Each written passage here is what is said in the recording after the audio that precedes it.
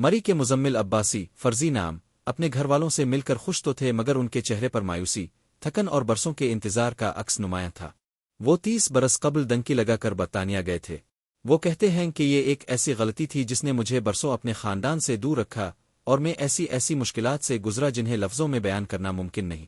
وہ اس امید کے ساتھ برطانیہ گئے تھے کہ ایک روشن مستقبل کا خواب پورا کر کے وطن لوٹیں گے، لیکن ان کا خواب جو آنکھوں میں جگمگاتا تھا حقیقت نہ بن سکا۔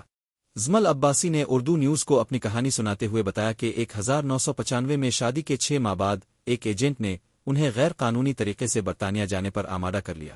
ان کا ماننا تھا کہ وہ اگر اس وقت برطانیہ چلے گئے تو بہتر مستقبل اور شہریت ان کے قدم چومے گی۔ ایجنٹ نے دعویٰ کیا تھا کہ صرف 2 ملکوں کی سرحدیں عبور کرنی ہیں، حقیقت میں ایسا نہیں تھا۔ ان کو ایران، ترکی، بلغاریہ، فرانس اور پھر انگلینڈ کے درمیان نہ صرف چھپ کر سفر کرنا پڑا بلکہ ہر مرحلے پر اپنی جان بھی داؤ پر لگانی پئی۔ وہ بالاخر کسی نہ کسی طرح برطانیہ پہنچ ہی گئے۔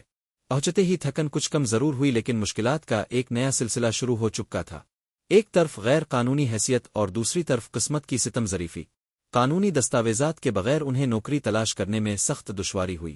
وہ کبھی ہوٹل کے کچن میں پلیٹیں دھوتے، کبھی صبح سویرے گلیوں میں صفائی کرتے اور کبھی گاڑیاں دھونے جیسے کاموں سے پیٹ پالتے۔ تمام کام چھپ کر اور کیش پر کرتے تاکہ کوئی ان کی غیر قانونی حیثیت جان نہ سکے، لیکن ان سب کے باوجود انہیں اپنے کام کی مناسب الفاجرت نہ ملی۔ انہوں نے کئی بار اپنی حیثیت قانونی کروانے کی کوشش کی، لیکن ہر بار ناکامی کا سامنا کرنا پڑا۔ ان کے لیے قانونی طبی سہولیات کا حصول بھی ناممکن ہو گیا تھا۔